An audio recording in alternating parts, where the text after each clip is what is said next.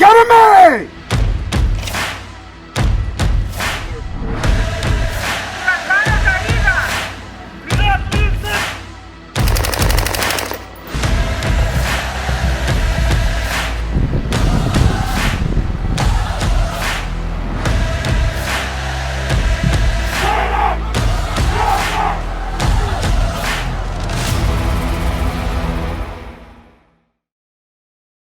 Welcome back again, everybody, to another episode of What's Important Now, the podcast from the United States Border Patrol Academy, where we talk about things that are important to the men and women of the United States Border Patrol, their families, and those we serve. Now, today we have a very special guest. We have Chief Patrol Agent Aaron Heike from the San Diego sector. Now, Chief Heike is in charge of basically the entire coastal region and the border region of the state of California.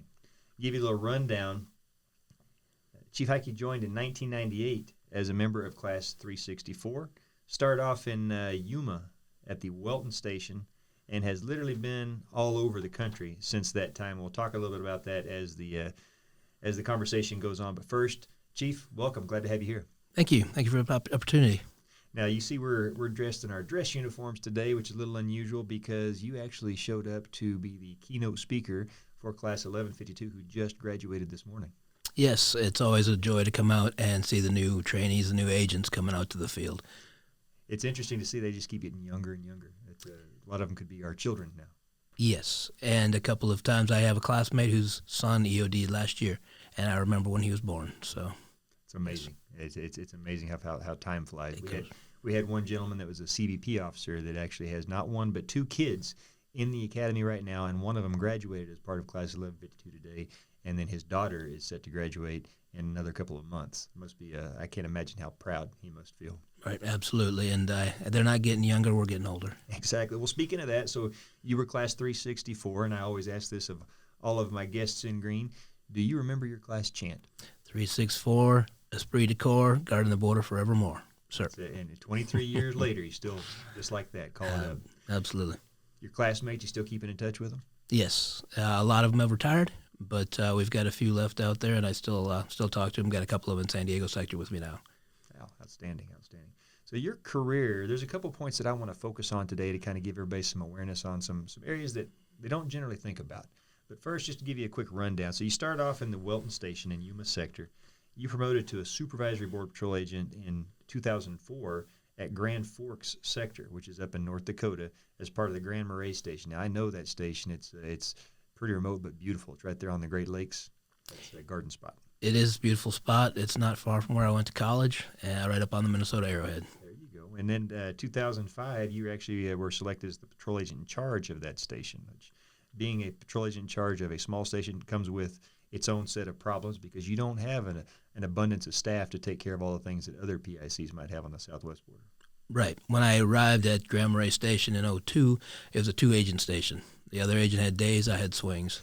And 4 years later, we had an influx of agents, and they upped it to a PIC, one supervisor, and then I think we had about 10 agents at the time. No MSS staff, no administrative staff. So it's different up there, but it's a lot of fun. So a 12-person station compared to what you might find on the southwest border, where some stations are in excess of 500 agents. Yes. So in 2007, you promote to Assistant Chief Patrol Agent at the Holton sector. And that's over there in the state of Maine. I know it well. Came from there myself at another garden spot. You've had some nice areas that you've had to go to in your career. It is unique within the Border Patrol. Having grown up in the North, I like the North just as well as the South and the Southwest.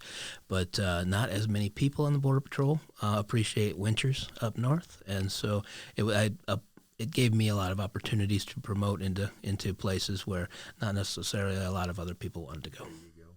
So you were there from 2007 until 2009, and then you took a position as an associate chief at the U.S. Border Patrol headquarters in the Enforcement and Information Technology Division, and that's one of those things that I want to talk about here in a second. So after that, you departed, and in 2011, you went to Havre Sector as the deputy chief up in Montana. So another northern border sector, so you kind of run the gambit all along the northern border with Canada. Then you subsequently became the chief patrol agent back to Grand Forks sector, and then moved down in 2019 to the deputy chief of the San Diego sector, and here you are today as the chief patrol agent of San Diego sector. One of the things that's unique about your background, and you mentioned where you went to school, where you're from, you actually have a Juris Doctorate from the University of North Dakota School of Law, and you actually practiced law before you joined the Border Patrol. Yes. And one of the reasons, going back as long as to when I was in high school, really, and wanting to come into law enforcement, wanting to come into federal law enforcement. And as a kid, 16, 17, 18, big X-Files days, back in those days, everybody wanted to be in the FBI. And my dad had a friend in the FBI, and he said your best way of coming in was to get either a accounting degree or a law degree. I'm not good with numbers, so I didn't want to go accounting. So I went law and went through the process. When I graduated from law school, started to practice some, was already looking at law enforcement. And at the time, the only federal systems that were hiring were the Marshal Service and the Border Patrol. At the time, having grown up in north central Minnesota, never heard the Border Patrol before. I applied to both just to get my foot in the federal door. Said I'd go to whichever called first. Border Patrol called first, and actually had the paperwork for the Marshals the week after I graduated from the academy with the Border Patrol. So that worked out well, unknowing at the time. And then after that, I did apply after the academy to the FBI.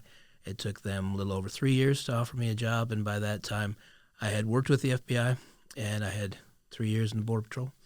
And personality-wise, the Border Patrol was made for me. It's an immediate gratification. It's field work. It's active. It's not slow-paced. And the FBI has a very important function. It's just not fit for my personality. And I don't regret the choice, not a bit, ever. So that's such a common thing that you hear. There's so many folks that say the same thing. They get into the Border Patrol either as a stepping stone or let's just see what it's all about, and they end up finding a home there.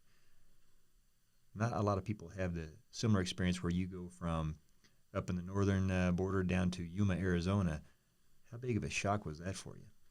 It was interesting. I had been to Los Angeles once and Phoenix once.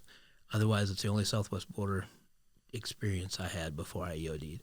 The day I left Minnesota, it was 26 below zero. I drove down to Yuma. It did take me, I had to buy 2 different maps in Minnesota before I could even find Yuma on a map. I still couldn't find Welton until I actually got to Yuma, where somebody could point to where Welton was. And then the temperature change was significant. Even I went to the academy in Charleston, and so I showed up in Charleston in February, and it was 40 degrees in the morning, and so that's spring, summer weather for me. And so it was beautiful. And a lot of my classmates would give me a hard time because I would come with a short sleeve shirt and no jacket. And they're wearing coats to inspection. Galoshes. Yes. And if one's not wearing them, nobody can wear them.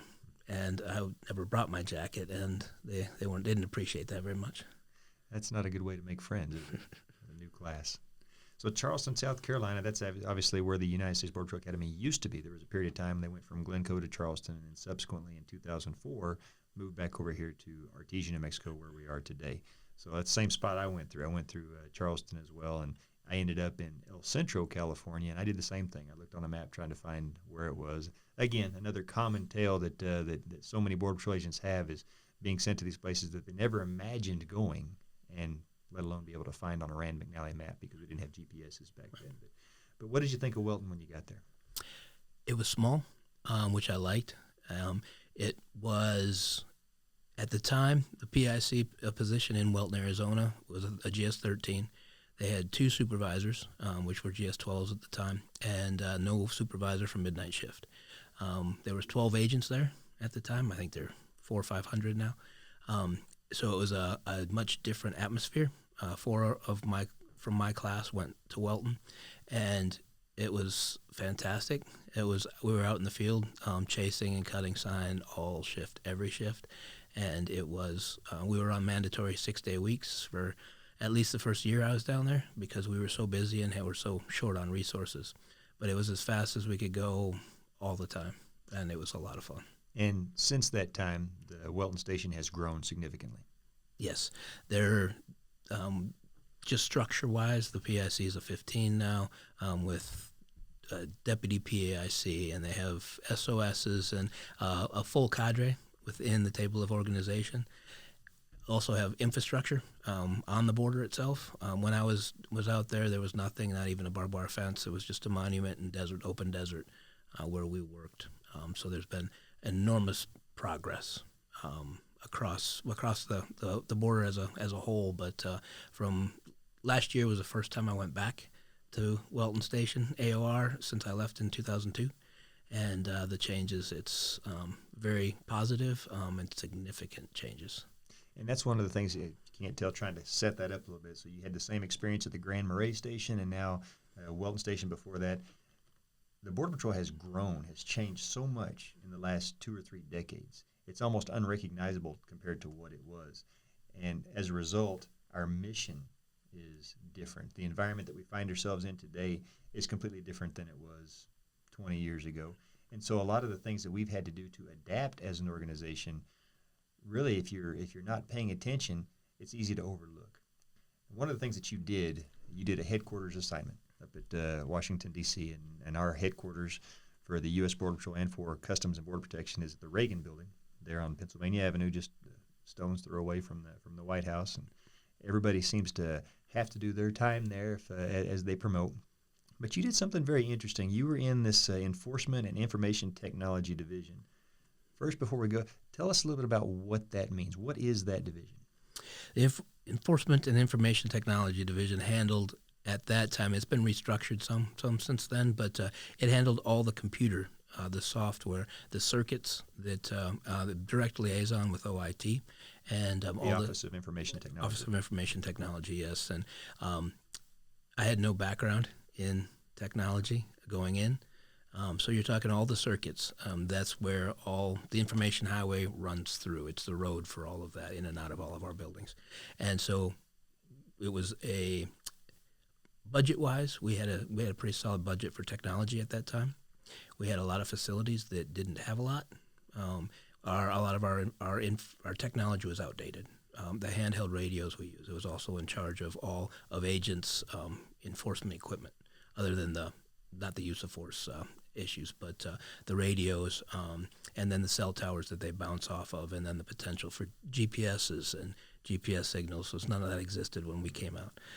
And so looking at that across the board, because it had been very piecemeal earlier in the Border Patrol, and getting one division to handle all of that, and then we were also in the process of hiring 6,000 agents around that time frame. And so the amount of money to outfit all of those agents, all of those additional radios, and then we were doing an upgrade, and the computer programs and the software, all of that licensing, it handled all of that.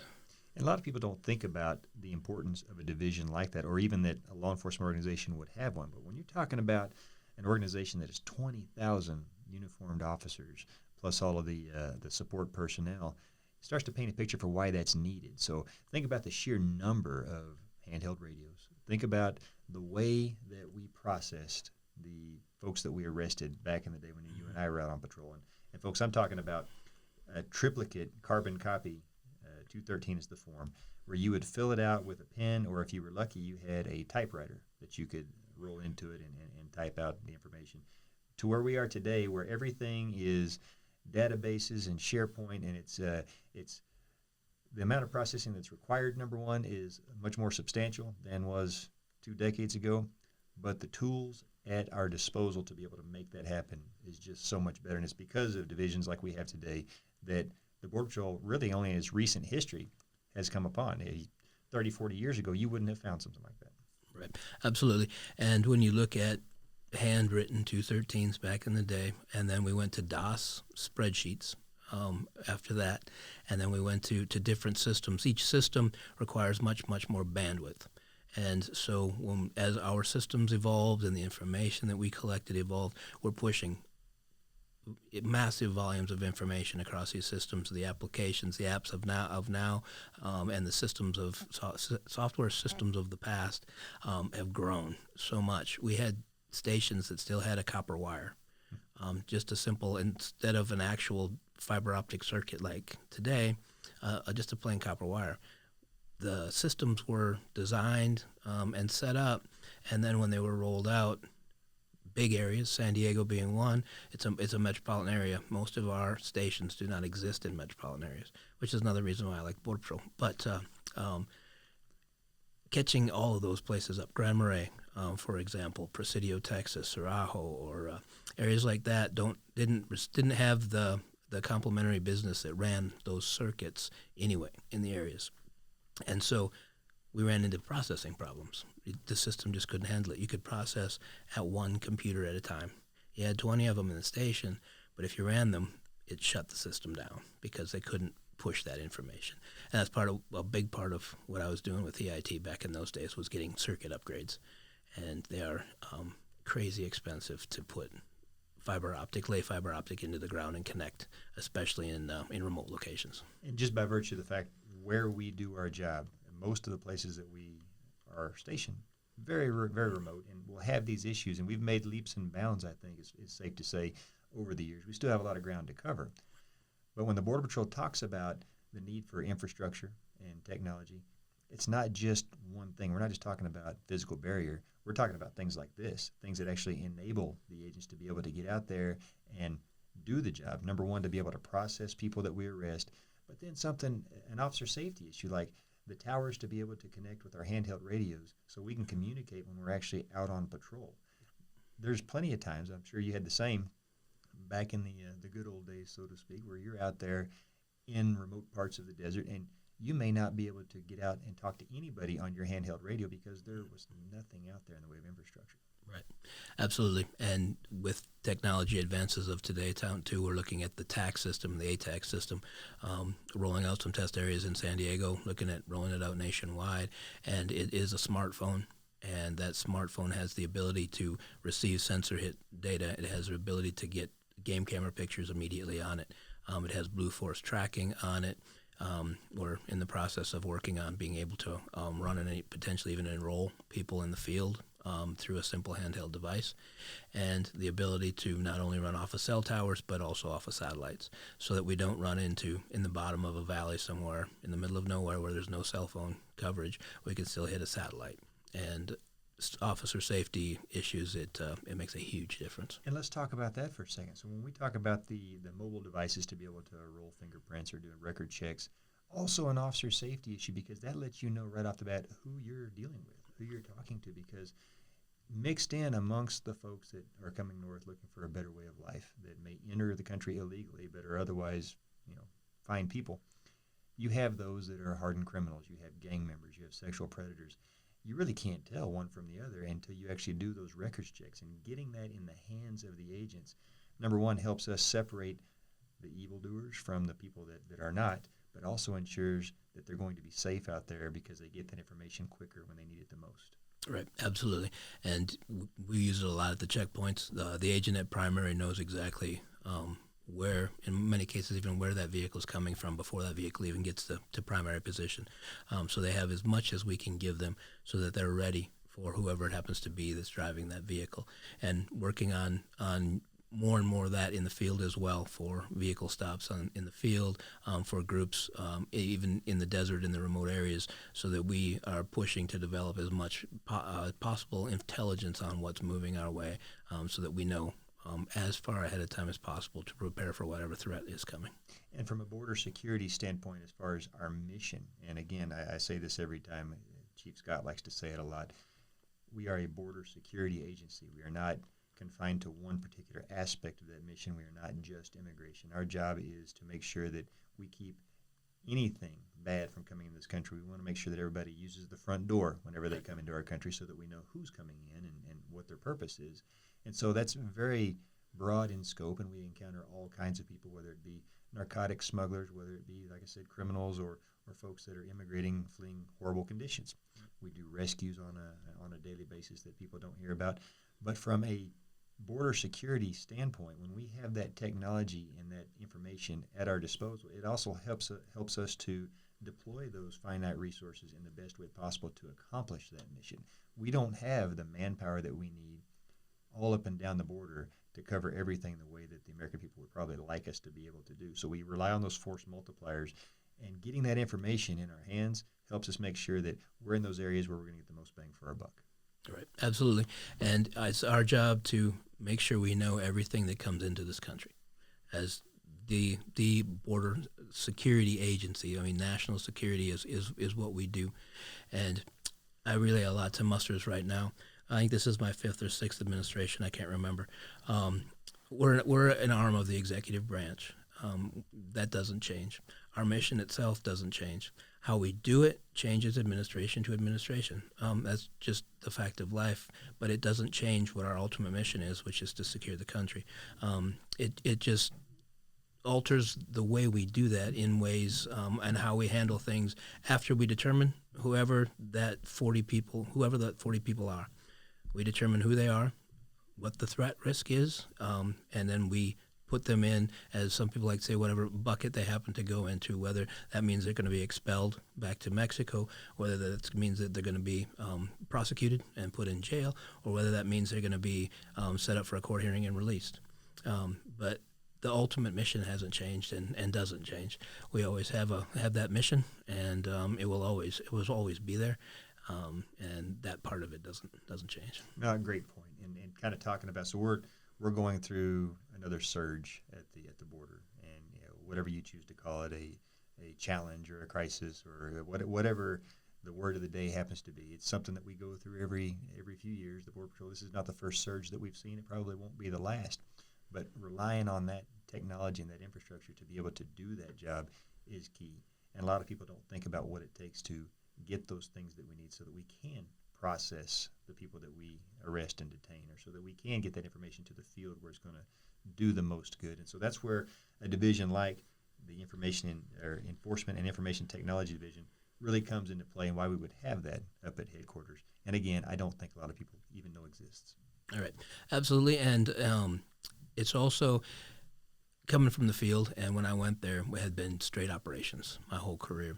And I would throw it out there to that sort of detail for those interested, but it really opened my eyes to the background, the support side of the Border Patrol itself. There is an enormous amount of work that goes into the support side. Simple vehicle buy contracts. We just transitioned over to a new sidearm. Thousands of hours of work, procurement contracts, testing that goes through, and we rely on agents to get that field viewpoint to those contract companies to make sure that it's going to be something that's going to work for us. Whether it's a radio, a new cell phone, a new baton, anything like that, some things perform better with what we do than others. And because somebody's a procurement officer, they run through that paperwork, but we need the field aspect delivered as well to make sure it meets industry standards, but it also meets our standards for our use in the field. And so we always have Border Patrol agents in that process, and it's a very eye-opening process when you've been in operations the whole time and you're dealing with budgets and you're crunching numbers and contracting. And within the federal government, there are a lot of rules when it comes to procurement and setting up contracts and statements of work and that sort of thing. So it's not just as easy as let's buy this and get it out to the field. Right. No. There's a lot to it. And as you at headquarters, obviously, the budgets are tens and hundreds of millions of dollars versus sectors which are much smaller. But you're dealing with multiple different agencies, multiple different offices. All of CBP, sometimes all of DHS will want to be in on the contracts, and then you're negotiating what equipment, what software, what application is the best for all. It saves a lot of money if we can use a single software program. Licensing-wise, we can purchase it much cheaper if we get one for all of DHS, for example. Now that can have an operational impact as well, because we don't have the ability, because of all the rules that do exist, to be good stewards of the taxpayer's dollar. We can't just buy some things that we might need in an operational environment where things are exigent. That also explains why sometimes we can't just turn on a dime and take care of a problem when seemingly the solution might be obvious. Right, correct. And with the putting something out for bids, if we have an immediate need, and in some cases you could put out an immediate need if it's a very, very specific thing There's rules that will allow you to go for a sole source purchase or something like that. But in most cases, yes, it has to be bid out because it's a large sum of money. It has to be competed. Different businesses have to have the opportunity to have a chance to get the contract, which does slow things down considerably. And which is why, too, we're trying to predict as far out as we can with everything we do, whether it be operations, but also on the administrative side. The further out we can predict it, as you know, the federal budget is done years out, and so the more of a heads up we have, the better off we can plan for those things. Because the federal budgeting, it doesn't allow you to have a what if fund. That doesn't fly, and so that. You have to, if something changes, you have to take money literally from something else and move it over. And so if we had a pot of money for a vehicle buy and something else came up, we have to cut vehicles. It just has to come from somewhere. So you may have to decide, do we want vehicles for agents to be able to go out on patrol, or do we need another facility that is needed right now because of the circumstances that we're in? Correct. Absolutely. So let's talk about the surge that's going right now. Being over in California, San Diego, you're definitely feeling at least a branch of it. There's people coming across over in California and in South Texas predominantly, and in all points in between, but seems to be experiencing the biggest brunt of that surge right now. A lot of people don't understand, I think, when we talk about why it's a surge and why it's a challenge for us. It's not just Border Patrol that this is affecting. There's an entire system behind the Border Patrol, which is the front line operations, the ones that actually do the interdiction. But for everything to work as it should, there's an entire system behind it that is also being overwhelmed. Talk a little bit about that. Right. And the Border Patrol is set up to make an interdiction in the field, find out who that person is, to process them, which basically enter their basic biographic information into the computer, and then turn them over to detention. Or wherever they're happen to go, whether they're going to be expelled, voluntarily returned to their country of origin, or held, prosecuted. We're set up to handle those folks for a couple of hours. That's really bottom line how all of our facilities are set up. They're not set up to hold anybody even overnight for the most part. Make the interdiction, find out who they are, and they're gone. And the reason for that is because that's not our mission. Our mission is not to detain folks for extended periods of time. Our mission is to be out there and actually doing their arrest. So they're not configured that way for a purpose. Correct. And our systems are also set up for 20 plus years ago, where we saw virtually all adult male. Of those that we arrested were virtually all adult males, and for the most part, they were prosecuted. They were voluntarily returned to their country, and they were able to be brought in and sent out very quickly. We had, and this is, I'm talking INS days, Immigration Naturalization Service, so it's a number of years ago. We had deportations officers at that time, part of the Border Patrol, and they handled that transport. They transported them to detention. They transported them back to the Mexican border for the voluntary returns. With the merger in CBP, that was changed over to ICE, Immigration and Customs Enforcement. They have never had enough bed space, enough detention space to fill, to be able to handle the volume. The volume has obviously increased over the years. And as that goes up, the number of prosecutions goes up. The immigration courts run out of space. There has to be enough immigration judges to sit and hear these cases. The attorneys we have to have enough prosecuting attorneys within our system to handle the prosecution side, the defense side, and it overwhelms the entire system, and then the entire system backs up. When the backup point, the unfortunate part for the Border Patrol is the point where we can't just not make an arrest. We make an arrest because they're there. Everything else is backed up from us on. There's no place to put them anymore. And so within the system, and then COVID, of course, knocked our detention within CBP and DHS's detention down to about 25% of normal, which it couldn't keep up before COVID. Now it's reduced by 75%. There's just no place to house those folks. So if we can kind of find an analogy for it, for me, it's if you have a kitchen sink and you have the water running, that sink is only built to handle so much water. If the plumbing is clogged up in some form or fashion or can't drain the water fast enough, that sink is inevitably going to overflow. And that's essentially what we've got going on here with this entire system. It's nobody's unwilling, or it's not necessarily their fault. It's just that the events and the circumstances of the environment are overwhelming what the capacity is all up and down the line. Unfortunately, the Border Patrol are the first ones to encounter these individuals and have them in our custody. And so we cannot stop making the arrests, as you said, but if everybody behind us cannot handle that flow fast enough, it causes a backlog and additional people being held by us because they're waiting their turn to go into that process. Right, absolutely. And we're working on every option we can to minimize that. A good example right now of a very difficult situation is unaccompanied children.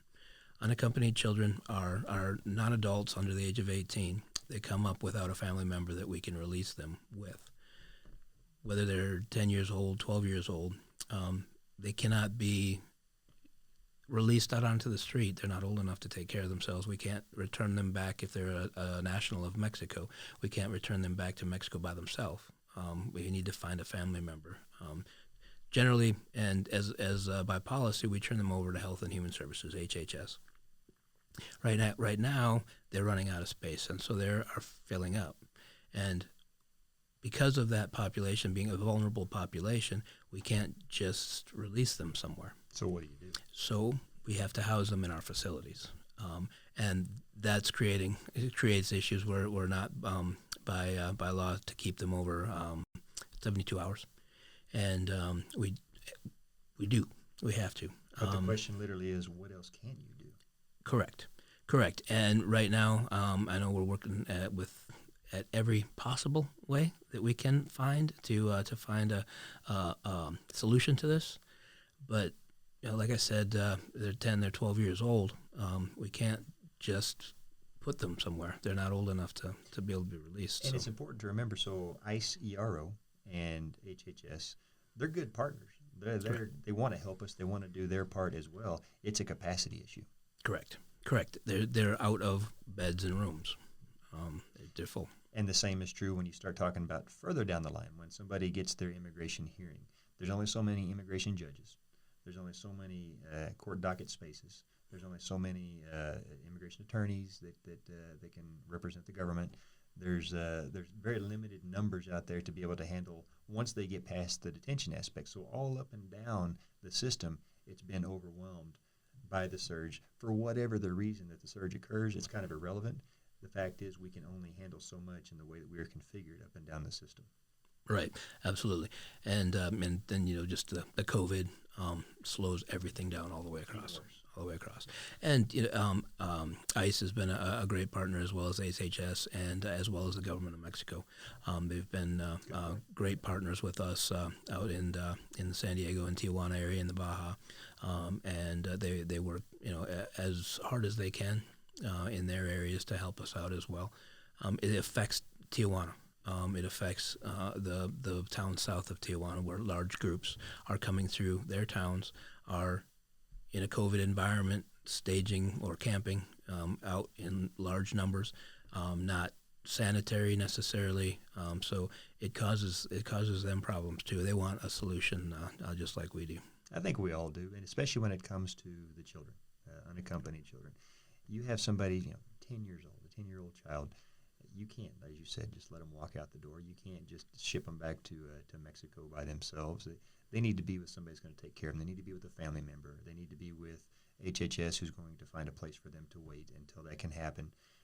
If all of those options have been exhausted, you have no choice but to keep them there for their own safety. Right. And in facilities, unfortunately, they're not equipped for long-term stays. They're not equipped for diverse populations of folks. As you said before, predominantly what we have encountered in years past has been single adult males, mostly from Mexico. That's started to change over the past couple of decades, I would say, to a large degree. So then it becomes kind of a hopeless feeling, and that's where you start seeing the Border Patrol agents encounter morale issues, because they're there literally changing diapers, mixing formula, taking the kids out to play where they can, and trying to make the best of a terrible situation. I don't know that a lot of people in the public know the why. Why did it come to this, and why is it being done the way that it's being done? I think it's important to understand that it's the system all up and down that is overwhelmed, but the Border Patrol being that front line is the most visible aspect of it because we're the ones that can't say no. Correct, absolutely. And just the effort that the agents take upon themselves every day. You have agents coming in after hours to bring in toys, to bring in extra food, to spend time with kids and families. Our facilities, it's a law enforcement facility. It's they're clean and they have everything they need, but it's not a place where a 10-year-old is going to be particularly happy. It's a drab government building, and so it.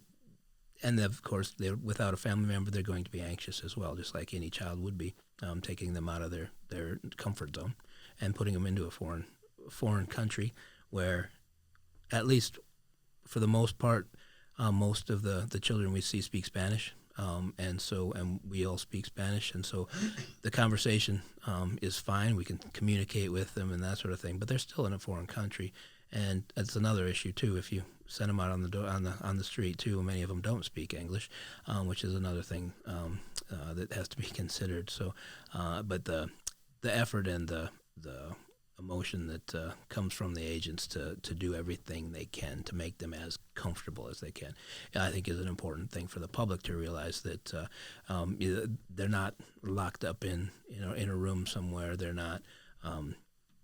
Obviously, no, they're not going to be having fun, but the agents do everything they possibly can to make them as comfortable as they can, to make their stay as short as possible and as comfortable as possible. Now, you hit on another important aspect, I think, earlier on where we talked about what the mission is, and it doesn't matter what time frame we're in, it doesn't matter what administration is currently in power, our mission is always there, and we're a federal organization, we're apolitical in every way.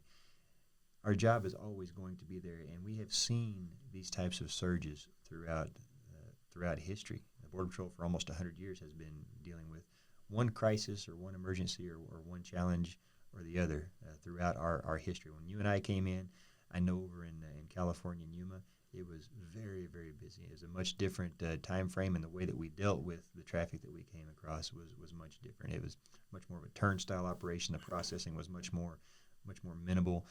We didn't deal with a lot of the prosecution aspects. So in that way, we've gotten much better. But we have seen surges like this throughout our history.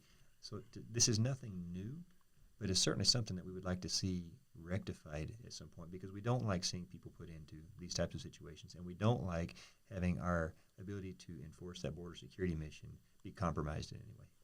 Correct. And you look at San Diego's a good example.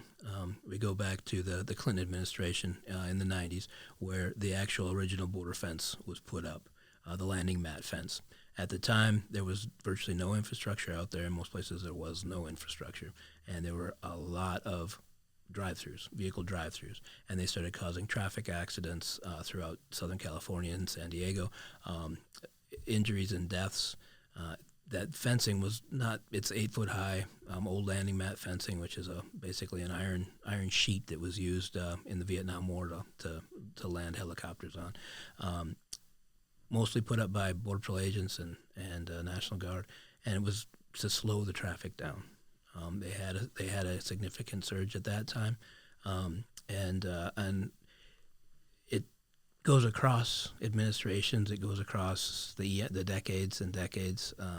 Chief Scott gives a good example too about the changes. Is many of the Border Patrol agents we lost in the line of duty go back to probation. A lot of them on the northern border and on the southern border as well. Was an influx of armed smugglers who were bringing alcohol back into the United States during Prohibition. Prohibition's gone, and we drink alcohol now. Many of the Americans do, I'm sure. No sense getting mad about it. And it was a change in policy, and we move on. The Border Patrol's mission didn't change. It was enforced. The federal law is an arm of the executive branch. Alcohol was illegal. We enforced it. As we've moved on through the decades, it's not illegal anymore. We don't enforce that, but our mission is still there. And always will be. Yes. Now, speaking of the armed smugglers, going back to the Prohibition days, we talk about the ones that are responsible for the flow of illicit traffic, whether it be people or goods coming across our borders. And that's an aspect of our mission as a federal organization that is in the border security business. We don't just address the flow. It's much more complex and in-depth than that. One of the jobs that you did, in addition to everything else I've listed out here, was you were the associate chief over the Alliance to Combat Transnational Threats for the Arizona Corridor. Now, that's a mouthful.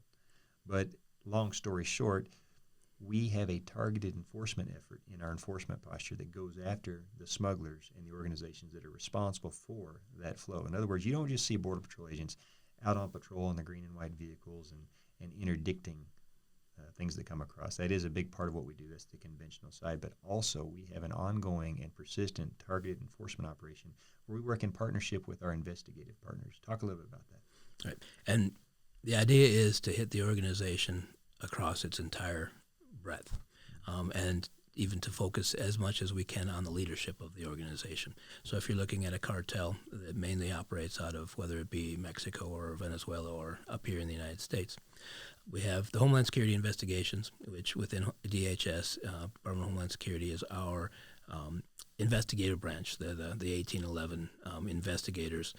We work also with the Department of the DEA and the FBI, as well as the marshals and state and locals, so that we can gather as much information as we can on the whole organization. Who is in charge? Where do they run their illicit contraband? What is their illicit contraband? Where does it come from?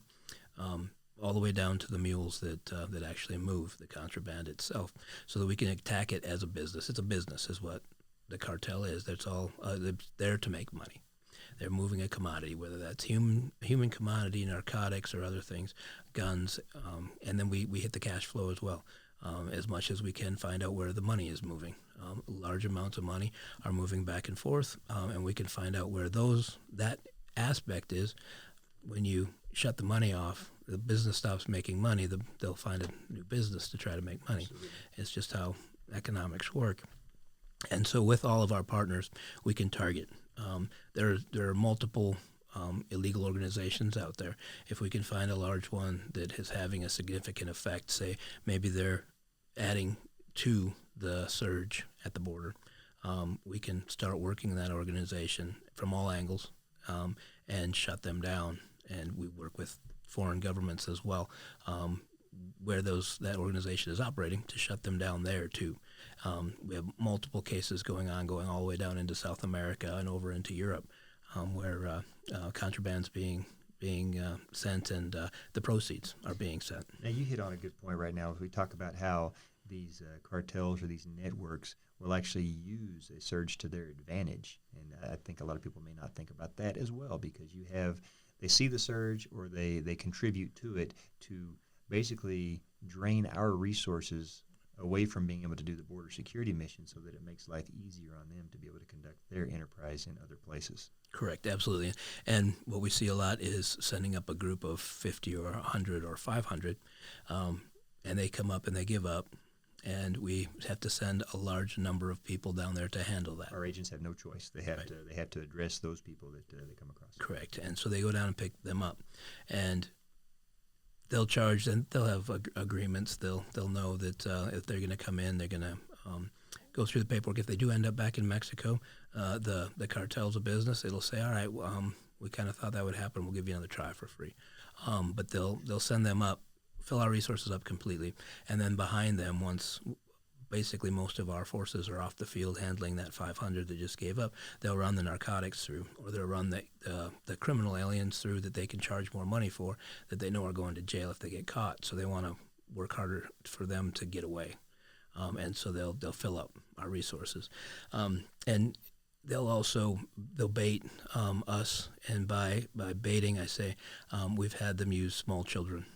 Put small children out by themselves, to the point where we had last year, the year before, somebody lowered a toddler into the razor wire at the bottom of the wall. Obviously, you're not going to just let the child cut themselves.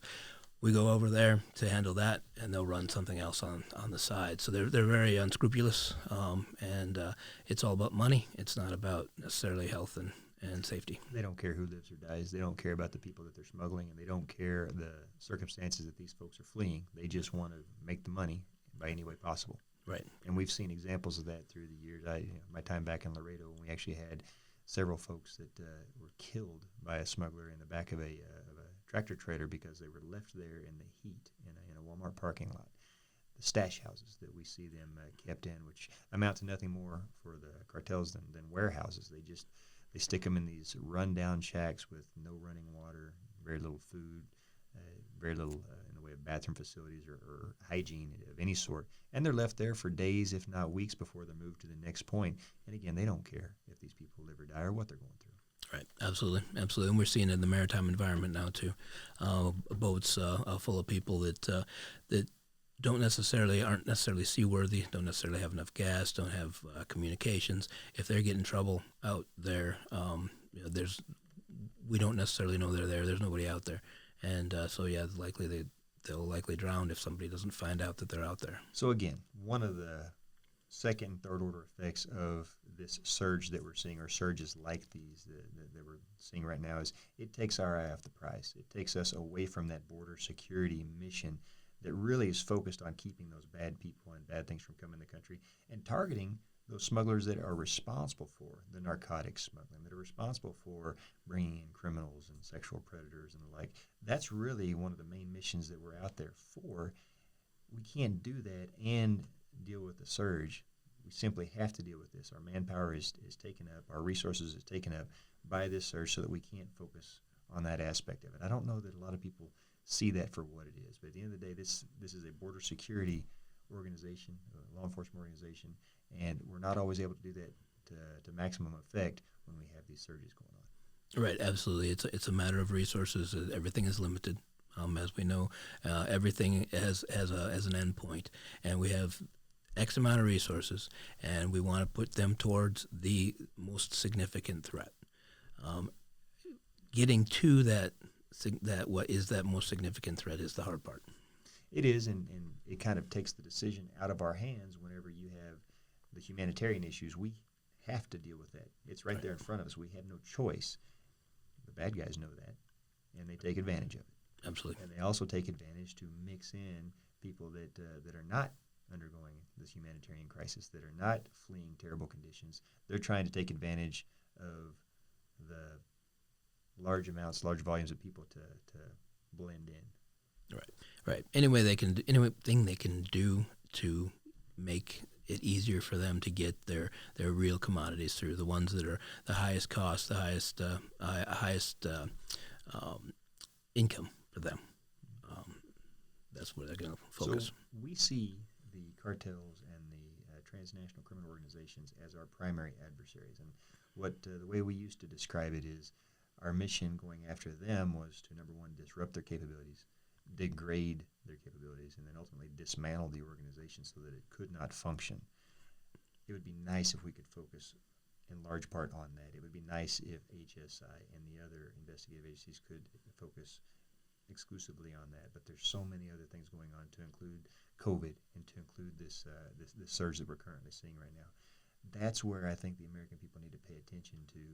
This is where it's impacting you at home. This is where it's impacting your loved ones, because it makes the country a little less safe when we're not able to be out there doing that border security mission. Right, absolutely. And it comes down to, post 9/11 is really when we really changed our focus to be national security, and in the terrorism aspect, it's still out there. It's been out there for way before 9/11, but it's still ultimately protecting this country. And the better off we are to focus our resources on those most serious threats, the better off we are. Anything that distracts us, pulls our resources away from that, allows that little bit more of an opportunity for something to get past us that is one of those very serious threats.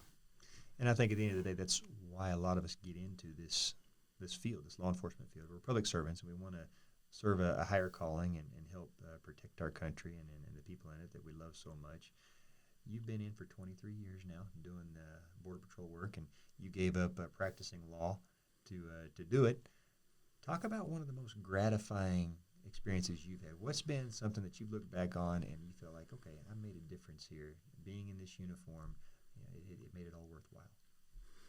I've had probably the very first one was a group of folks that I arrested down in Welton, and it was one of the few family groups we actually came across out in the desert. Now, we would see them in the vehicles, but not in the desert so much. As in places out there, it's a 60-mile walk across sand before you have pavement in Mexico to pavement in the United States. So it's a very difficult trek. I processed them. I talked to them, and didn't think that much of it. And a few weeks later, the station received a thank you letter from one of the mothers that was in the group, and she wrote it specifically to me. And it was nice, rewarding, a true sense of gratification for having. She was happy that they were treated like people that they didn't have a hard time, that I was nice to them. But that was very nice to see that it had an effect, and she actually took the time to write the letter. It wasn't just running around a green uniform, grabbing her and throwing her back, in the back of the truck. See, I think that says a lot. So of all the things that you've done, all the narcotics that you've seized, all the bad guys that you've taken off the street, one of the most gratifying things that comes to memory for you is a thank you letter that you got from the family member of folks that you arrested because you essentially were nice to them, because you did your job well. Right, and there's been the rescues, also obviously very very gratifying and things like that. I don't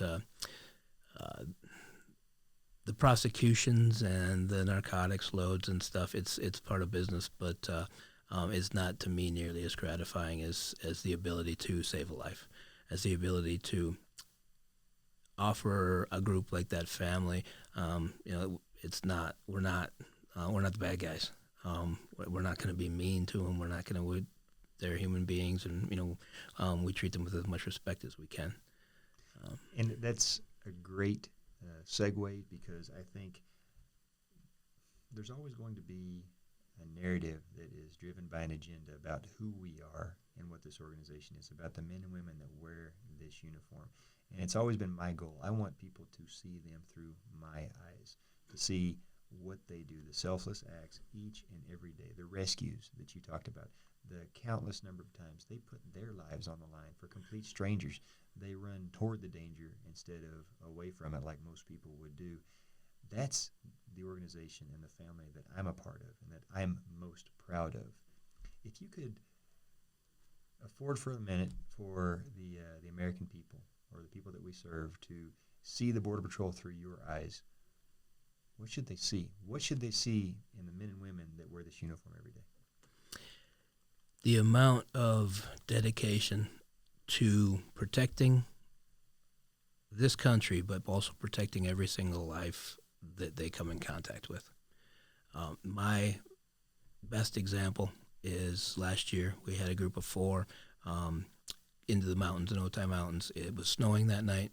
They were in jeans and T-shirts. We had a cell phone come in for 911 call, and weren't able to track it. The battery had gone dead. Our Borstar team went in at night. It couldn't, because of the weather, the helicopters couldn't fly. They hiked in. They found the group of 4. They had their equipment. There was 5 of them. They had their equipment. They couldn't get helo in. They could not. 2 of the group, 2 of the females were already unconscious from hypothermia. They wrapped them up in sleeping bags and laid with them all night to try to keep them warm. All of them, when we got them out the next morning, all of the agents were suffering from hypothermia. All of them had frostbite. Unfortunately, both of the young women passed away, but they spent 12 hours all night with them, wrapped up, trying to keep them warm, trying to keep them alive, and did everything they possibly could, to the extent of risking their own lives and their own health. And that was a group of 4. But it was 4 people. It's not 4. They don't see 4 apprehensions. They don't see 4 illegal aliens. They're people. and they went, so far above and beyond. But that happens every day. It's not like that happens once a year. This happens every day, whether it's dehydration, and then just the respect and the professionalism that they treat people with. That is the Border Patrol that I see and that I truly believe is the Border Patrol. It's not just the way I see it. It is, to me, it is the way it is. And I yes, very much want people to see that. And I tell that story along with several others every chance I get, because I had another story. I was in the beach. We had a boat dump the aliens off about 100 yards offshore. The folks were dumped off. The boat left. There were 10, 12-foot breakers that night. It's the middle of the night. Agents were on the beach with no equipment to get into the water. People are screaming, drowning. We had several drowned that evening, but the agents were going out as best they could and pulling people in as fast as they could to try to save as many lives as they could. And that happens every day. And these are things that don't make the news. Correct. These are right. things that most American people will never hear about, but we see it. They'll hear the bad news stories, I guess, because that may get more ratings or whatnot. But this is real life. This is what the men and women that wear this uniform go out and do each and every day. And it's why so many of us are proud to be a part of it. And it's why so many of us found a home here where we make this our career. We make this our family, no matter where we come from. Right, absolutely. And the dedication is just amazing. I am more and more proud every day to be a member of the Border Patrol and just of all the other members of the Border Patrol. So you just got to talk to Class 1152 who graduated. They're our newest men and women to join the ranks out there in the field, and some of them are going to your sector, going to California. What message do you want to give to the folks that are up and coming that are either going through the process right now or thinking about joining the Border Patrol, the men and women that are out there in the field right now, as to what they're going through? Words of encouragement, advice, what can you give them? The biggest thing is that our mission hasn't changed. We still have a lot of work to do. We can still have a lot of fun out there. There's still a lot of lives to save. There's still a lot of criminals to catch. Regardless of any of the changes in policies or laws, and it's continuous. This isn't the first time this has ever happened. It's not the last time this is going to happen. We still have a very significant mission to accomplish. We still have all the tools we need to accomplish it. So there should be no sense of things getting worse, or it being more difficult, or it not being like it used to be. There is no like it used to be. Things change. Great point. All the time. Always have. Now with technology and some things change a little quicker nowadays than they did 20, 30, 50 years ago. But it's constant change. And it's still a fantastic career.